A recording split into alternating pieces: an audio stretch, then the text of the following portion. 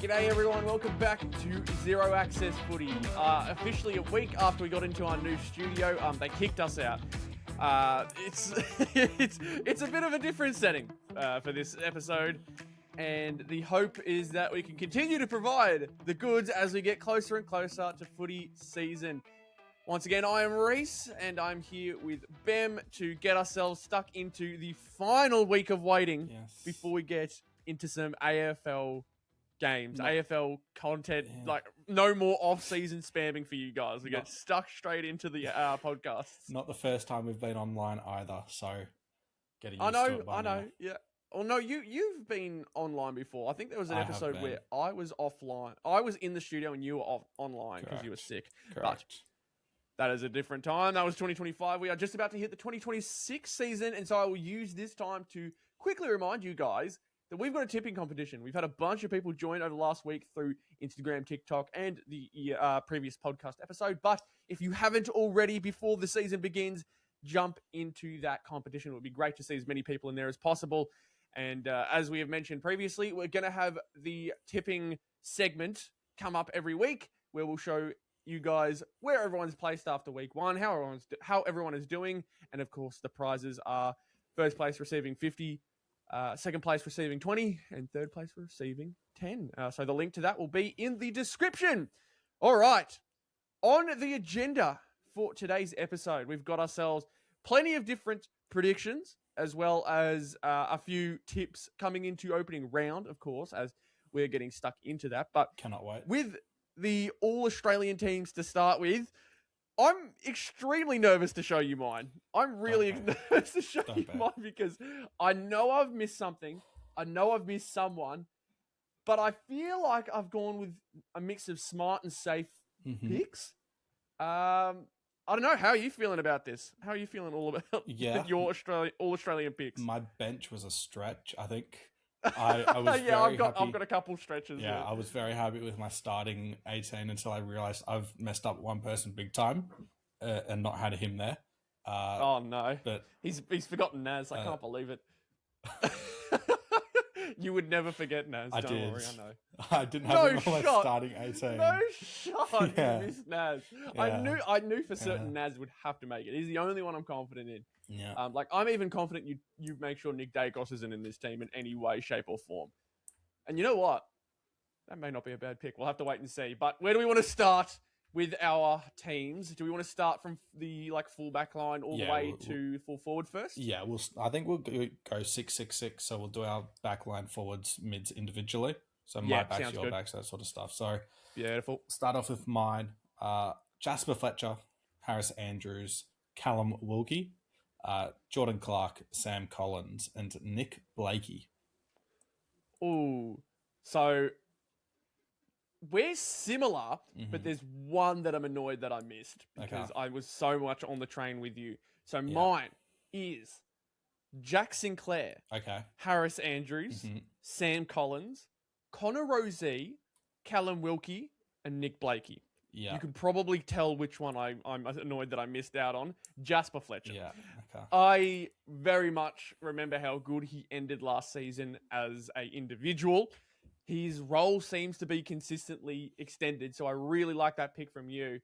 And I mean, a lot of my thinking, and I'll talk about my whole thinking as we keep going through it all and my kind of criteria for picking certain players, but it seems we're on a similar mindset here. I think we had 4 similar players. Yeah. So we both had Andrews, Collins, Wilkie, Blakey, correct? Correct. Yeah. So, I mean, what's your thinking for those guys? Because for me, my thinking is they're all going to be key players, key backmen on successful teams. Yeah, absolutely. So Harris Andrews, I think he's one of the 3 that are 100% locks. Feels like it. If Brisbane finish anywhere near the top 4, he will be in this team because Harris Andrews. Unless he gets injured, there's no chance he misses, in my opinion. He's just that solid. Nick Blakey, I think, is really a 90+% chance of making it if Sydney finish top 6. I think any chance based off of last year, if he just continues that in a more winning team, he'll be given a lot more praise. And I think his ball use, the amount of times he'll kick it to Curnow, lace out, you'll just see it a lot more compared to him kicking to Jack Buller. It'll just be a lot easier for him. Sam Collins, I've gone because I just think if the Suns are going to be good, which a lot of people seem to have them very high, a lot of what I've seen has been top 4. They're 0 for 2 in the preseason, to be fair. So yes. Maybe some signs. I think, he'll be supported by the return of Charlie Ballard. I just think they typically go for that 3-man setup of him, McAndrew, and Ballard. So I think he'll just be able to work off really well and doesn't get beaten. And that's the thing. And it's the same with Kalamuki. They just don't get beaten one-on-one. And I think he's been so important to Gold Coast over the last couple of years. Yeah. And I agree pretty much 100% with all of that. There's like players here and there that I'm thinking who could potentially pip a spot from someone else, because what we're going to find ourselves thinking when we come back to this end of year is, damn, there are a lot of players we just did not expect to be in the race here, in the hunt, that maybe get a spot. Mm-hmm. A lot of these, I feel like, for us, will be really unexpected, really... these ones are really, expected and safe picks. So, like, all of these guys that we mentioned are really relied on backmen for teams we expect to be really good. Yeah. But your final one, so those 4 plus Jasper Fletcher, who was their final one that you had in there again? Jordan Clark. Yeah. And I feel like that's a somewhat safe one as well, considering you expect Freo to be up there, and Jordan Clark was there last year. Yeah. I think Connor Rozee is going to take that spot. Yeah, I wasn't actually thinking him at all, because I just don't know if he will continue off halfback or if he will play more midfield minutes. That's the thing, isn't it? Yeah, from the preseason stuff, it looks more halfback. Yeah, because they started doing that with Hinkley last year in his final season to give him a few more easy touches and get himself involved in the play a bit more as things happen. But Connor Rozee, we know how good he is, and if we're hoping that Butters is to have a big season, Rozee's gonna have to play a part in that. Yeah. And I think they both elevate each other in that sense. So I think if Butters is to have a big year, like, I'm starting to see a bit more through the preseason. I went, yeah, Butters is just electric. When I see that, I also see how effective Rozee can be. Look, they did play against a pretty, I don't want to say poor, but very, very young, very, very new West Coast side. They looked heads and shoulders above those guys. So maybe it is a bit of recency bias for that Connor Rozee pick, but we know how good he can be. It's just all dependent on Port's season, I reckon, for this pick. Yeah, for sure. My 2 wingers that I've got for this team are Errol Goulden, even though he will probably play a lot more midfield minutes this year, and Max Holmes. I just think in terms of versatility, those are the 2 top-end midfielders that realistically can play on a wing. You're not really putting Nick Dacos on there anymore. I think we're past those days, surely. Well, he got interchanged last year as well. Yeah. So he's not being considered for that wing spot as much anymore. And I think I've kind of gone a different way in the sense that I've gone a midfielder who very well could be in the midfield, but I think has just been pushed out due to how talented that an All-Australian side can be. Yeah. So I've gone for my wingers, Errol Goulden as well. Yeah. I think that was a kind of safe pick as well, because he's always been a winger, always been a really solid player. And I've gone Naz here on this wing spot. I don't know if it is a, too much of a sensical pick per se in that that's his actual role, but I think it is just a midfield spot that's been pushed out, because often you'll see that push out happen both on the half forward and the half back line as well. So I wouldn't be surprised if Naz even finds himself on that half-back line, depending on, how the rotations go, how the league sees it. Who knows? Maybe Connor Rozee does play a phenomenal year in the midfield and just gets pushed to that half-back because he's played there before. Who knows? But I've pushed Naz to the wing. And it's not because I don't think he's up there with the rest of them. I dead set think Errol Goulden could be one of the best players in the league this season. And that goes the same with Naz. Yeah, no, I don't mind it because of his versatility. But by the end of the year, he just won't be playing any wing, and it's up to the AA selectors based off of what they think. Exactly but he right. should be in this team. Yeah. My ruckman, based off of the new rules, the only ruckman who I really see properly dominating is Tom De Koning. Luke Jackson, sure, but again, is he really going to play full-time ruck if Sean is only going to do that if Sean Darcy's not there? So Rowan Marshall, to me, isn't going to play more than 15-20% in the ruck. That leaves all the rest to Tom De Koning, and he's going to be very good if he stays healthy. I have gone with my ruckman. I've gone a bit safer. I've gone Tristan Sherry, considering he didn't have as good a game as people always expect Sherry to have statistically. And you can see that the new ruck rules are still something. Like, I watched the whole game just about, and the ruck rules did look foreign to him. Like, he did look a bit confused by it, but he still plays his super impactful role. He's still getting tackles everywhere around the ground. He's still providing a presence all over the ground too. But the Tom De Koning point that you bring up, yeah, very much he seems to be the one who's caught onto it the best out of every ruckman so far. Yeah, absolutely. And there is one who I was sort of teetering with, because if the Bulldogs are looking really promising and push for a top 4 spot, could Tim English technically make his first ever AA squad? True. I don't know if he's actually made the squad or not. I think there's a chance, given the ruck rules, given if someone like Gawn isn't able to do it for the entire year, Sean Darcy won't be up there, Tristan Cherry, if he does get affected, the likes of those players, even Darcy Cameron. Tim English is a proper bolter, and I could really see him potentially taking it. The rest of the... Yeah, go on. Yeah, sorry, go for it. No, you go. I was about to move on. I was just about to mention, like, I almost forgot the Tim English Hawthorn game, how all over the park he was with that one. I did see that, and he was, phenomenal all game. It's tough. You don't want to take too much out of these practice matches because, I mean, North beating Collingwood, sure, it looks good on paper, but at the same time, Collingwood had about 10 of their best players off the ground. Yeah. We were missing some. Don't get me wrong, we were missing some, but we had way more of our top talent in that team compared to Collingwood. So you just take what you can get. You try and take the safe picks. Hence why I have gone Tristan Sherry here, because I think he showed enough for me to still be keen on his season, while, taking into a fact that it's not like the most impactful game. He did go against Darcy Cameron, and I think outplayed him in this game. Darcy Cameron was a bit quiet, but I think it could be because they were doing rotations. Either way, Sherry is my pick. Sorry, I've messed my camera around. Yeah, it is your fault. Let's go to our followers. Yes, Zach Butters, Nick Dacos, Naz. Good picks. Good picks. We did say that I forgot him, but I made amendments to that. I deeply apologise to every St Kilda fan, and specifically to the Saints Nation members. Don't give them a shout. I need to apologise for that. I really do. Oh my God! Don't bring them up. I don't want to hear about them. Sorry. Sincerest apologies. Okay, whatever. No one cares, anyways. You really do believe you have a lot of pull in the Saints fandom, don't you? No, I don't. All right, well, we'll move on to my followers then. I've got the Bont in there. Yeah. I've got Nick Dacos as well. And I've got Noah Anderson. I'm still super big on Noah Anderson. Yeah. I think his captaincy, especially considering a lot of his rise and a lot of his notability from last season was because of the fact that he was given the captaincy role and their ascension kicked in. So a lot of credit to him, maybe not on Brownlow night, but a lot of credit league-wide and from fans. I think if the Gold Coast Suns are to take another step up, I think it just gives more of a case for Noah Anderson being in the position of, who knows, maybe even I don't know whether AA captain is too outside of the bubble, but Jordan Dawson, I remember, picked up a captaincy. Yeah. When he was quite early into his captaincy at Adelaide.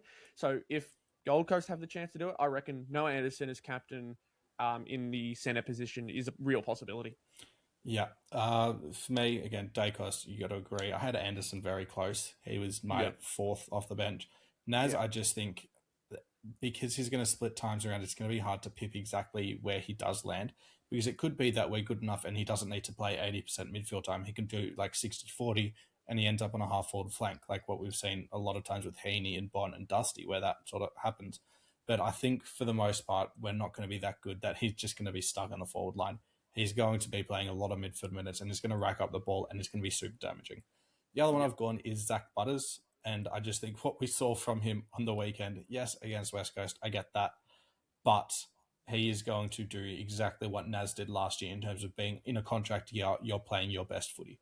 He's going to put that foot forward that maybe we didn't see a lot of last year, but again, had injuries to deal with. And a fully fit Zach Butters under a new coach could really propel Port to finish potentially in the wildcard round. Yeah. Well, Port, I think, are very much going to be a top-ended carried team. And Zach Butters absolutely looked primed and ready for the AFL season. Yeah. Like I said before, Port were just heads and shoulders better than what West Coast was putting out. And despite it being West Coast, it was just, they look clean. They look ready to go for the season, which is great to see for Port fans. That's our followers. Let's have a look at our forward six, and then we'll go into the interchange afterwards. I'll start with my forward line. I think you've started the last couple of times. So my forward is Isaac Heaney, Ben King, Cozzy Pickett, Charlie Cameron, Sam Darcy, and Nick Watson. Few crazy names in that one. Yeah. I can understand why you were not happy to share this. Yes. Okay. Yes. Okay. Yes. Big calls in this one. Wow. A lot of these were very much a which one could be ready to go again, because Charlie is coming off a poor season. Okay. I think with the amount of attention that potentially that Oscar Allen could receive now in there, I think Eric Hipwood is going to be out long term, if not all year, with an ACL. Yeah, a fair way of it. Yeah. So he's going to be out for a bit. But Logan Morris in there too. They still have their massive threats, and I think we saw some of the best footy and potentially some consistent footy that Charlie Cameron would like to put up in a full season in the final series last year. I think he very much could have gotten the Norm Smith, and although this is off a one game, comparing it to a full season is a whole different thing. I feel like while this is an outsider pick, it absolutely could happen. And do not get me wrong, while this seems wild, I feel like it gets wilder on my bench, and you will wait and see for that one. Okay, I haven't gone that nuts. I'll be honest. I haven't put. I get it. You want to go safe picks. I get it. I just think on the Charlie Cameron note, more Brisbane players have gone past him than what we might realise, and that's why I've got someone like Zach Bailey. I've put him in here. I think in terms of that, Cameron could kick 50 plus goals maybe 3 years ago. I think he's very much past that at this stage of his career. Zach Bailey, on the other hand, could kick 40 plus and get 20 plus touches. He is extremely damaging. He might get some more midfield minutes this year compared to previous. He played like a wing half forward role at times as well in the back half of the year. That really made it hard for teams to properly stop him.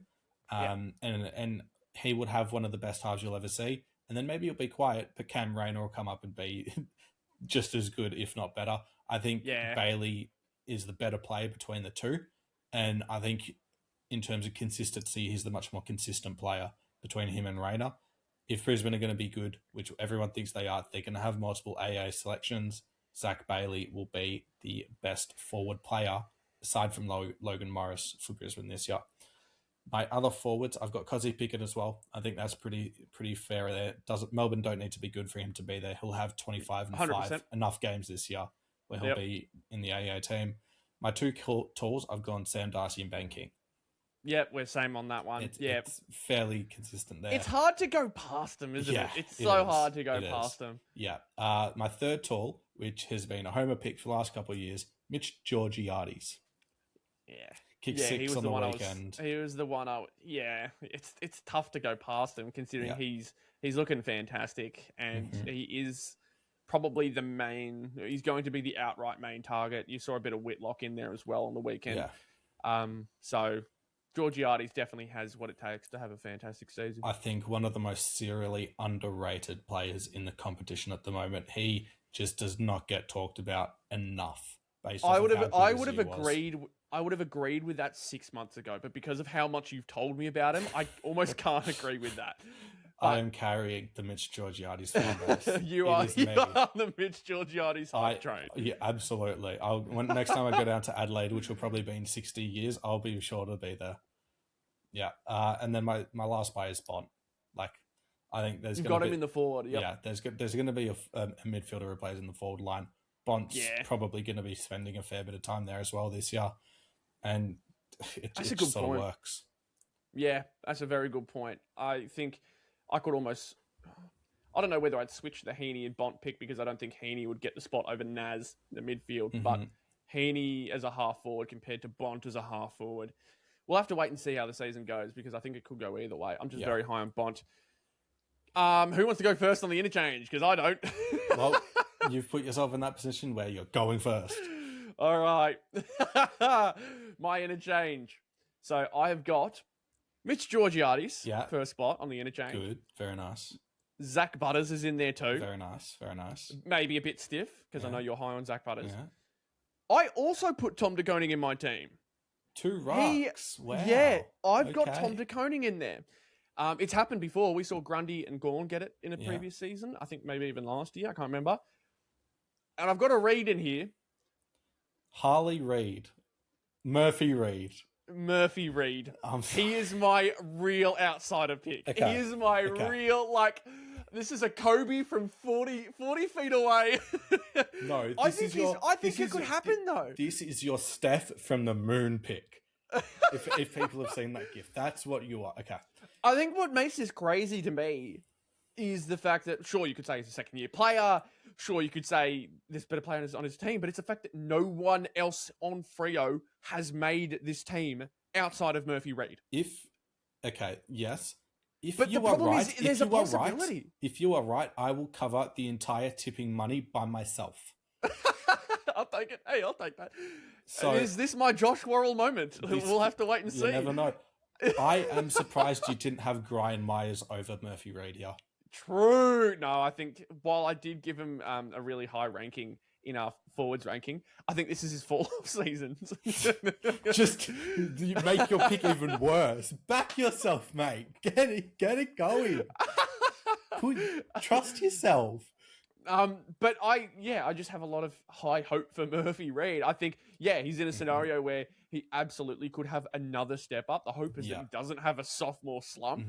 I think second-year players can often find it hard to, go again after such a fantastic first season. But with Murphy Reid, I think he's got all the pieces around him. He's got the forwards who, sure, can be a bit up and down, but you've got Josh Tracy, Jai Amos. You've got the smalls around like Shea Bolton. You've got Sam Switkowski that can provide the help.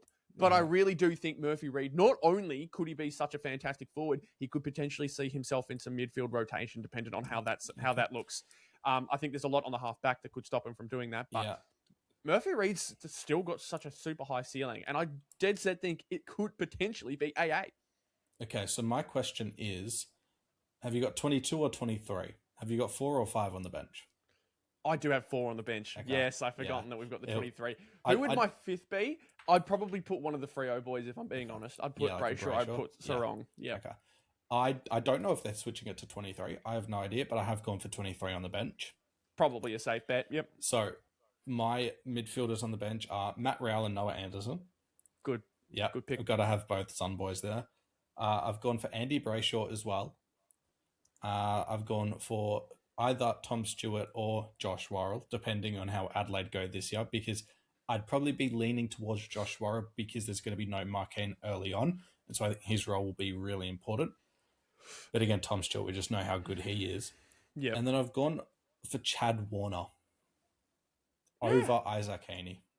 It's a good pick. I definitely can see. I almost was tempted to see whether I could sneak Warner in there because I think what stopped me is I tried my best not to pick too many spark plug players. I wanted to try and find some consistency.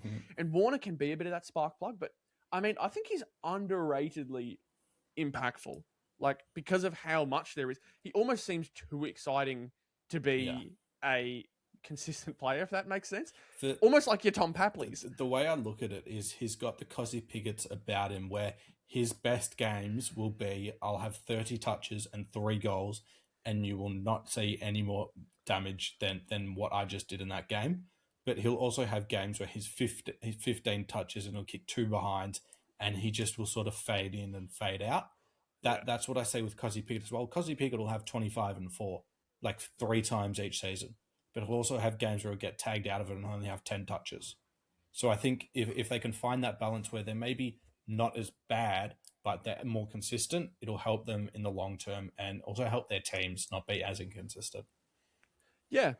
So that is your 23 because you did say Tom Stewart or Josh Worrell. Yes. Is that both of them? No, that is one of them. Okay, so can you go through your bench just one more time for me? I'll finalise it. Josh Worrell, Matt Rowell, Noah Anderson, Chad Warner, and Andy Brayshaw. That's right. Beautiful. Thank you for that clarification. Not a problem.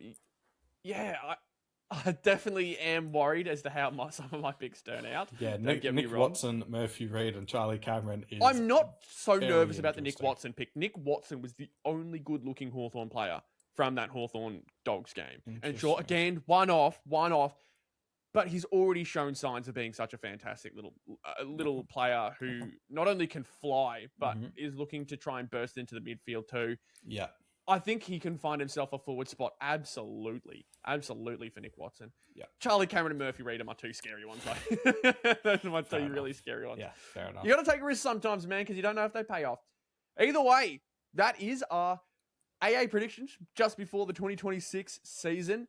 Let's now have a look at some of our award winners. I have started off with my Brownlow. Have you started off with your Brownlow? Have you done a top three? I've done a top three. Very nice, very nice. I've done the hard yards this time around. I've also gone for a Smoky for each one of my 4 proper predictions. I haven't gone a Smoky. Yes. But I kind of want to now. Yes, just to clarify, Brownlow, Coleman, Rising Star, and Most Improved. Brownlow, Coleman, Rising Star. I don't have a Most Improved. Oh, you don't have I do just have a Rising Star. Yeah, okay. Easy. That's all good. Yes, not a problem. Do you want me to start? I'll have you to go. Go for it, Mr. Brownlow, man. Nick Dacos in 2. No, I'm joking. Nick Dacos is actually 3rd.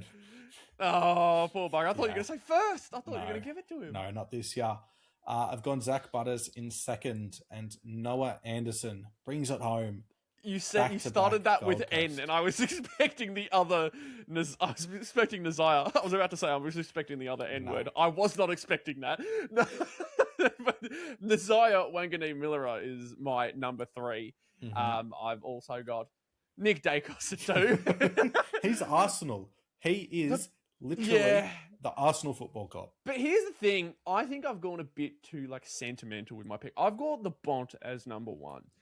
Although the argument is, look how much he did in such a small sample size last year. He still absolutely has the opportunity to do so. I've seen it a fair bit, I really have. It's almost like I want him to win a Brownlow. It's really, really strange. I don't want it to, because I genuinely think Dacos could win it this year. I think absolutely he could win it. And if it wasn't so sentimental, I probably would have picked him 1. Yeah. But Bontempelli, for how good he is and for how many teams say they would absolutely 100% any player in the league to build their team around, Marcus Bontempelli. He's got to get one in his career, surely. Especially now with the access to stats, I feel like Dacos is even more of a lock because clubs will just see big number and go, yep, that's Dacos. He almost always has big numbers and it'll stop people like Rao from taking them from him, honestly. But I think Dacos is my realistic one, but my hopeful one is the Bont, my number 1. Let's see how it goes. Yeah. I've gone back-to-back Gold Coast here. Noah Anderson, I feel like, was robbed significantly more than what he should have been last year. Oh yeah, he was robbed almost to the benefit of Gold Coast. Honestly, literally, I feel like you could have split Matt Rao's votes 50-50, given half of them to Noah Anderson, and I would have been content with that. Yep. I think he now this year with the stats will actually be a bit more appreciated. Similar to Zach Butters as well. Like the amount of times this guy can get 30 in a goal, which the goal kicking should be the next step in his game. I think it'll be. I mean, you saw if you saw the weekend game, he had 2 goals in one quarter at one point. Yeah, he was doing big things. He's putting scoreboard pressure on. He will be supremely efficient this year. And then the one smoky that I have gone with is Errol Goulden. He has polled significantly well every time Sydney's been good since he broke out into that superstardom. Listen, if they finish top 2, don't be surprised if he finishes top 3. Yeah, that's all I'm going to say. I wouldn't hate to put some money on it, but I'm not a gambling man and I do not sponsor gambling. So if you do want to gamble responsibly, please. Good man. Look at you. Good boy. See, I'm getting ready for when we do have a gambling sponsorship. and prepping it early. Oh, Jesus Christ. We're setting ourselves up for failure. We're really setting ourselves up to get beautiful. clipped so hard. It's beautiful. I, off the top of my head, I'm thinking Smokies that are legitimate. I mean, I said it last year as my number one. Caleb Sarong. Yeah. Do you reckon he's got... I mean, we know that out of him and Brayshaw, has the highest ceiling. At least we come to an agreement on that. But Brayshaw is much more consistent. I don't know. Do you think Sarong could... If we think Freo's going to have a good season, do you reckon he could break it out? If Fremantle are going to finish at the pointy end, I'd almost consider Hayden Young over all of them because of that game-breaking factor. But at the same time, I don't know if they'll have the counting stats in order to back that up. So that's the thing. I feel like the 3 for Fremantle will just be like having Gawn, Petrarca, and Oliver at the same time. Neither of them will win it, but they'll all poll really well. But they'll all do well. Yep, understood. All right, let's have a look at our Coleman medalists. So I feel like ours are going to be really similar, if not the exact same here. I really do. I almost feel like we could say them at the same time and we'd say the same thing. Let's go third. 3, 2, 1. Mitch Georgiades. Mitch Georgiades, yeah. I see where this is going. Number 2, 3, 2, 1. Sam Ben Darcy. King. Oh! I got you. There we go. Yeah. All right. Yeah, so we switched them around. 5 minutes ago, I had Sam Darcy at 1, Ben King at 2. Yeah, but you wanted to be different, didn't you? Yeah. You flog. Yeah. Fair enough. Look, the fact that the top 3 for us is so consensus.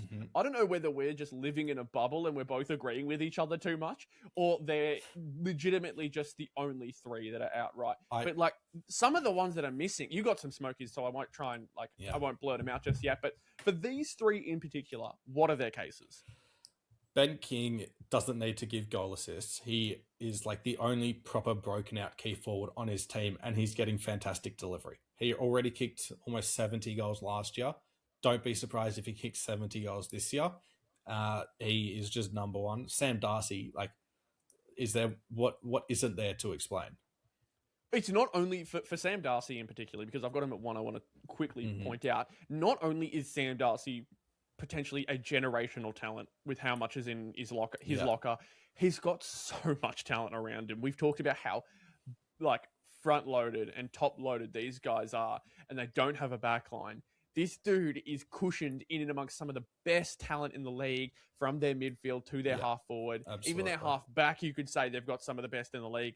But you've now got Aaron Norton, who thrived with Sam Darcy's breakout last year. I want to give a shout out to Jordan Croft, because he really stepped up in the preseason game and gave himself a real big shot at getting himself a round 1 pick, potentially getting a big 3 sorted there in terms of tall play and tall key forwards. But your Riley Wests, hopefully soon enough, your Cody Waitmans, your Joel Frazier's, who could be dangerous, Sam Davison, who was looking really good. There's just countless amounts of players around him that you cannot double team the guy. The minute you put 2 bodies on him, that body you've left open is going to run wild on you. Absolutely. So Sam Darcy has everything set for him, and I think set for a number 1 season. Yeah, and then Mitch Georgiades, to be honest, he's getting some good ball use. It's not the best in the league, but there's just no one else next to him really that I think will take goals away. It's similar to what Nick Larkey was doing, 23, 22 for North Melbourne. There's just no one else to really take the goals away. I was going to say, don't quote me on this though. Mitch Georgiades, I think, had the highest percentage target percentage. He was seeked out the most out of any forward in the league, considering what his team had to deal with. They would always go to Georgiades. So he's got the feed coming in. Obviously, it's not on the platter that the Ben Kings and the Sam Darcy is going to get, but off of pure talent wise, there's an argument that Georgiades is the most talented out of the 3 right now. Because Ben King and Darcy are both 200 plus. Georgiades isn't that. So when you consider what he has to do to be able to kick 50 plus goals, it is incredible. Yeah. Some of the other players that you could consider up here, obviously you're going to have Jeremy Cameron competing, but we don't know exactly when he'll be back with this arm issue. Exactly right. That's sort of the uncertainty I have. Charlie Curnow, if Sydney are going to be very good, he's going to be kicking a whole lot of goals with the ball use coming in. But the one I wanted to mention is Logan Morris. He was one I was thinking about. Yep, good pick, good smoky there. If Oscar Allen doesn't necessarily hit the ground running, And some of the small forwards like a Lincoln McCarthy aren't fully there, like a Charlie Cameron, don't have the AAE you're talking about. He's still going to need to kick 50, possibly 55 plus goals to get Brisbane back to top 4 contention. So don't rule him out from a top 3 position. Yeah, very, very true. I mean, imagine the rise. Like, you could look back to when he came into the league during their first premiership season and going into what they hope to be a third premiership season, potentially like up there in the top 3 of goal kickers is an insane rise. It's insane rise. I'm kind of wanting to go Rising Star next. You on the same page here? Yep. Happy to go cool. there. Lovely. All right. So my number 3, Willem Dersma. He was not in my top 3, I believe, previously, that we've done like really early versions of this one before. But I saw a lot of potential in his game on the weekend. He had his gaffes here and there, but the freak athleticism that you were talking about was well on display in that game. He looked like he was ready to run with the best of them. While the team did lag behind, you always saw Dersma pop up here and there. Even CDT had some decent moments here and there. I think this is certainly a year of potential for him. It's just about how high is he going to live up to it. I think with the way the team is set out right now, Dersma is going to be playing a bit behind some of the other blokes because the other blokes are still just as young as he is. I mean, Harley Reid, for example, but he's also going to have to play a bit of, behind the pack play, if that makes sense. So Willem Dersma, while I do expect him to have a really big season and a really exciting season, I don't see him getting the opportunities that some of the others have on my list. Yeah, no, that's fair enough. My 3, I've got Sammy Grell. Good pick. Yeah. Very good pick. I was very big on him before the draft. A lot of people had started to fade away. I said Richmond are 100% going to take him from the first mock draft tour we did all the way to the last mock draft we did. What happened? Richmond took him. What are we seeing now? He fits perfectly along that halfback spot to start his career, and it will just be perfect for him to get 23 games of development this year. Freddie's seen Taj Houghton have an injury. We've already seen Sam Cumming have an injury. So you can sort of rule both of them out from really competing in this. It opens up a spot for him at Richmond where he gets a lot of opportunity, and I think he'll thrive in it. Yep, absolutely. I completely forgot about the Taj Houghton one. That was really, really tough to see because, out for most of the first half of the season last year. So seeing him out for most of the season this year is definitely going to be tough, but opens up Sam Grell's opportunities as well as Sam Cumming. I want to give a shout out to him. I don't know whether he was in your top 3. I don't think so. He's just been injured, so he's going to miss a bit of time. There you go. Yeah. It makes me think because I know I saw this person for me at number 2. I think had some general soreness here and there. But for me, number 2 is Sid Draper. Okay. Sid Draper is a pick of opportunity, I think, with how desperately Adelaide need step-ups in season 2026, considering the injuries already to their side, the fact that their midfield was already looking for that next standout player. Sid Draper, if all things go well, will slot into that spot, I'd imagine. The opportunity is there. If Adelaide were to play well this year, he would definitely get the consideration, I think, up there. I had him at number 1 before. Don't have him there anymore. Not just because I think Adelaide themselves will fall a little bit from where I expected them to be, but the number 1 spot is lights out from what I think will be. Yeah, based off of what we've seen in pre-season, I'd fairly agree with that. I don't mind the Jagger pick. Not the Jagger pick. The Sid Draper pick. Way to ruin it, man. Yeah, go for it. I think everyone knew exactly who was going to be at the top. I don't think there was going to be any surprise. The Sid pick. The Sid Draper pick. Yeah. I was pretty high on him up until the draft as well. But I've got Alex Tauru at 2nd. Oh, that's interesting. Yeah. But understandable. I can technically has not played over 10 games because he's only played 10 games. Yeah. So he's cheating it much like Sid Draper is. Yeah, lovely. Yes, so literally. Same kind of purpose. But I think in terms of not having a role where he has to be really important, whereas Sid Draper, in terms of the Adelaide midfield, he's going to be important to being that point of difference, which is going to be a bit hard for him in the second year. I think for Tauru, Wilkie's going to be that lockdown. They've just brought in Jack Silvani, so he'll be a huge part of that lockdown. And then they're going to have either Caminiti or Howard as that proper key back. He's going to be able to rope and intercept and not have to be on that best haul at times, which he had to do last year. So I think in terms of that, he's just going to be able to play his game, which is running and jumping, and he'll always be that second in the air who's either going to spoil or going to take an intercept mark. And with Ross Lyon being a very smart defensive coach and Corey Enright playing that exact role for Geelong and knowing it in and out, I think it's only going to do wonders for his career in his early development. Yep. And I've mentioned before, I'm very jealous that North didn't pick him up when they had the chance to. But, I mean, Foster's looking exciting now. Yeah. Let's go to our number one. Number one, we know now for certain for both of us. Jagger Smith. Yeah. How good was his preseason game? Moves like Jagger. He's got some fantastic moves. Oh, my God, he was fun to watch. I was up in the Gold Coast on the Thursday night with a Carlton fan. And he was just not paying attention to anything you were doing, just watching the game? He was in the bathroom. No. It was ridiculous. What, the bathroom or his performance? Both. I'm glad I didn't need to share a bathroom with him. That's all I'm going to say. But, I mean, I don't remember seeing Jagger Smith in that notorious video that was released about how poor their off-season kicking was. Jagger Smith clearly wasn't part of that. Jagger Smith is clearly training with a different group because his play overall was so much fun to watch. Yeah. He is looking to be a fantastic player this season. I really think that ACL injury is a blessing in disguise. As much as I wish it never happened, blessing in disguise for the bloke. He has had some of the best mentors to talk to about this stuff, has now had a year to have a look at. Rising Star, I think, is his to lose at this point. Yeah. He's got the opportunity. We talk about opportunity with these blokes. Jagger Smith has walked into the opportunity and then some. Really I reckon he'll be alongside Cripps and Walsh this season. Could say it. I really do see it. I'll quickly go through my most improved because you didn't have it. I've gone Brady Hoff at 3. I've gone Jasper Fletcher at 2. And I've gone Jack Silvani at 1. Jack Silvani? People don't seem to understand how good he was in the back half of last year.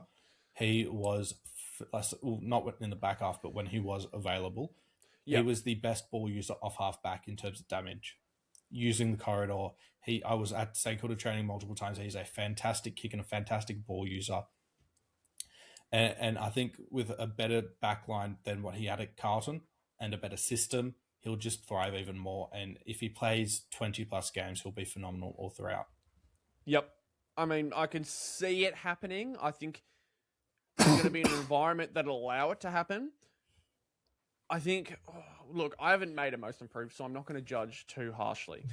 So I will say I understand the reasoning for most of them. Brady Hoff, I've always heard a lot about. I'm waiting for him to make that big jump now. I'm ready for it because I've just heard a lot of potential now so far. I won't jump off the Brady Hoff fan page ever.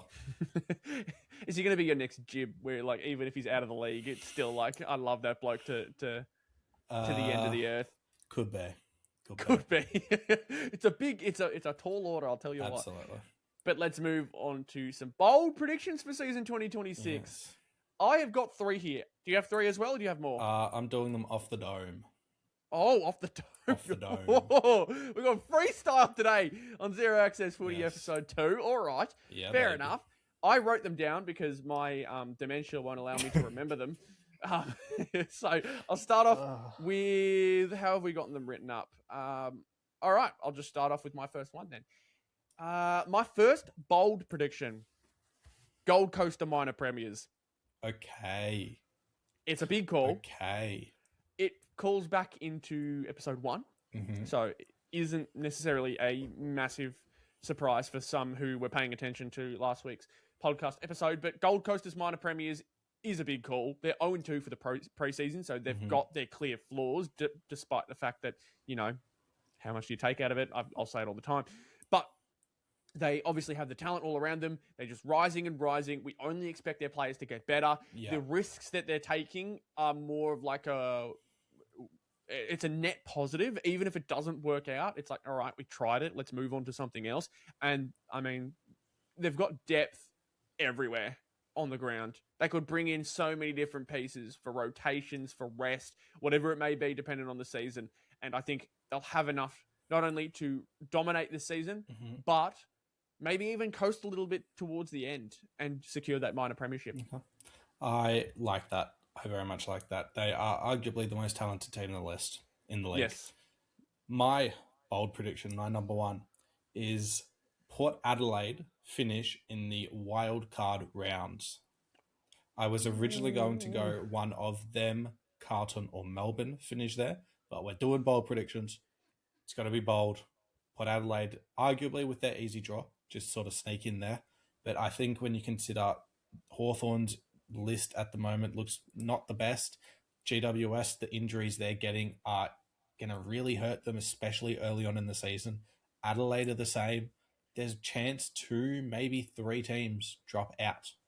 Yep. And I think Port could be the one to take advantage of that. For sure. Definitely some pickups there. You kind of hinted at my next one. I'm gone same, but not the same, if that makes sense. So this one's about Melbourne. Mm-hmm. I have them to just miss the wild card. I have them at 11 or 12, which is a bold call because I had put them in the bottom 2 in my previous predictions. With the way they have played this preseason, North Melbourne and Richmond, they did not look anywhere near their level of performance. They actually looked a lot better. They looked that step up away from that bottom 4. So a bit of a rearrange as to how I think about this team. They gave my boys a real smack. That was really tough. Mm-hmm. And I got roasted by you in the group chat, which was great to see, as we deserved. But then they're really solid play against Richmond as well. I am high on Richmond, and they very much made them look like a bunch of youngsters. So maybe their experience is a really nice mix with their upcoming talent. Who knows? I think they are still going to just miss it, though. Mm-hmm. Still a big improvement from where I thought they'd be. Yeah. My number 2 is the awards this year are going to be across all 3. So all 3 major ones, Brownlow, Coleman, Rising Star, are going to be incredibly tight races in the top 5. So I'm talking Brownlow could be 33 to 30 in terms of the top 5. The spread very small.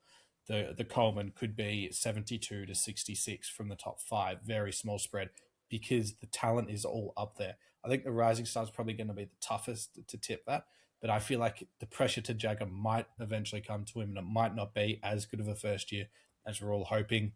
I feel like, though, this year the awards are going to be an incredible watch compared to the last couple of years where we've seen Matt Rao win it 2-3 rounds early. Yeah, that, but also Jezza winning the Coleman by 15, 20 plus goals. Yeah. And that would be a very, very appreciated bold prediction coming true. I would very much be happy with that. Yeah. Love competitiveness, as always. Now, my final bold prediction. It almost doesn't feel bold, but considering how last year went, only the one game went over a 100-point margin. Okay. This year, I'm expecting 3+. Wow. Kind of in the sense of, such a top end talent type of scenario that we've got going on. You talk about the gaps that we had last year, and yet we only saw Geelong beat North by over 100. That was the only game that had happened. Hey, don't laugh about it, man. I'm trying to take this seriously, all right? Please stop hurting my feelings. We dealt with the only draw and the only 100-point loss. That was such a tough section of games. And I went to both of them. How, what is that? What is that? Either way, 100+ win games 3 or more times, I think, there'll be more than enough times where potentially, Brisbane and North was a draw last year, but if things go the way that we could see them, if the talent is there for the Lions and North maybe have injuries, whatever the case may be, West Coast against Port nearly lost by 100. They were 20 points off that. It just obviously comes down to, do teams have it in them to really keep pushing it that hard when they've got the game in the bag? It's almost like they're going to have to be 100 points up by 3/4 time for it to happen. So, with that being said, I think it's a bold call because 3 is a lot more than 1. Yes. There is a big surprise team that finishes in the bottom 4. Who is it? I'm leaning towards Collingwood, but I'm actually going to go GWS. That makes more sense to me. I'm leaning towards Collingwood because I could see their injuries and their age just killing their season, but that's already kind of happening to GWS. I could also see a Hawthorn really struggling, where we see the defensive issues from the first half of last year come back to bite them, and then their forward half, Jack Gunston, just isn't able to make that same season he did last year. Yep. And then their midfield issues continue. I can see it with Adelaide, where Matthew Nicks just shits the bed again, which is not the first time it's happened. And they finished in the bottom 4 in 2024, which was exactly what no one predicted. So I could see something like that happening. I'm going to put it on GWS, but I'm tipping just a random team finishes in the bottom 4. Fair enough. Definitely more than capable of happening. I'm interested to see who would break out of that bottom 4 then compared to last season. Either way, we'll wrap that section up. Let's go into opening round. We are done with all the waiting. We are done with all of the potentials and all of the hopefuls. We're now getting into opening round. 5 games this opening round that we're going to be going through. Yes. And in 2 days' time, I can't believe that we're saying that. Crazy. Sydney versus Carlton, the Charlie Curnow game. Thursday night at the SCG. Where do you reckon this one's going? If only Jagger Smith was actually as good as people say it was. No, I'm joking. Charlie, if Jacob Wiedering's playing, it's going to be very interesting because he'll probably line up on Charlie Curnow, and that'd just be a joy to watch. But I just think in terms of quality, in terms of ball use, in terms of having better options both in front and behind the ball, because there are a fair bit of injuries for Carlton behind the ball, it does lean not heavily. You can't even say that without laughing. Wow. Not heavily, but I think it does lean to a 4 or 5 goal win for Sydney. And they really got off the mark. Well, my prediction was going to be Sydney by 5 goals, by 30 points. I think Sydney, just talent-wise, all over it. We're expecting them to break out into that top 4 again this season. This has to be their first step to do so. And I'd like to see some exciting signs once again because, the other guy we haven't talked about for Carlton, Harry Dean. Yeah. He's gonna have a big test in his first game if Jacob Wiedering isn't there. Yeah. Who knows? They may not even put him on him. We'll wait and see. We'll have to wait and see with that one. But exciting. I mean, it's just exciting because it's the first game of the season. Absolutely. Suns versus Cats at People First Stadium. Next up at 8:05 on a Friday night. AEDT, daylight time for the eastern suburbs. Let's look towards this one, though. Will we see the Suns bring their preseason form into this game? I don't think so. And when you consider Bailey Smith might not be playing, when you consider Brian Myers might not be playing, when you consider Shannon Neal, Jeremy Cameron, Tyson Stengel all not going to be playing, that's basically 4 of Geelong's best key forwards in general. It's not looking good for them. Yeah, you cannot afford to have that much injury coming into a game against Gold Coast, who, even if they had those same injuries, they've got players to replace them. Yeah. It feels like. Exactly. Or at least players of similar talent to kind of slot in. Yeah. I think this is going to be a big Suns win. I'm going to say 53 for the Suns in this one. Okay. I like it. Yeah. I probably would lean to like a high 30s, 38. Let's go. Yep. Sounds good. All right. Next one. GWS versus Hawthorn. This is a finals rematch, I believe. It is. This one is at NG Stadium, so a GWS home game. Ooh, I wasn't too impressed with Hawthorn in the preseason, and obviously we know about GWS and how we feel about them going into this season. I'm leaning Hawthorn's way, if I'm being completely honest. I'm just trying to think who on GWS could have a breakout season. Finn Callahan would have to be it, right? Yeah, it's looking kind of bleak for the Giants at this stage. As much as I'd want to go the Giants because I don't like Hawthorn, I kind of have to lean towards Hawthorn. And it's probably the first time GWS start a season poorly because they don't have Collingwood in opening round. I know. Which Crazy is stuff. Nuts. You guys stole them. Speaking of which, 90K at the J, Saints Pies. You're going to be there. You're going to be there. Of course I know I'm you going to will be be. there. I'll try and go there if possible. I want to try to because I don't know whether I'll be working or not. Either way, I'm going Hawthorn, but only by 22. I think GWS have what it takes to at least keep the punches rolling. And it's only because I don't think Hawthorn have what it takes to put the pressure on. I think the only ones that I saw were Gunston occasionally and Watson this preseason. And so I'm hoping that someone else steps up if this is to be a big win for Hawthorn. Yeah. This could be a snooze fest. Let's go Hawthorn by 11. I'm not happy with it, but fair enough. Can't do much about it.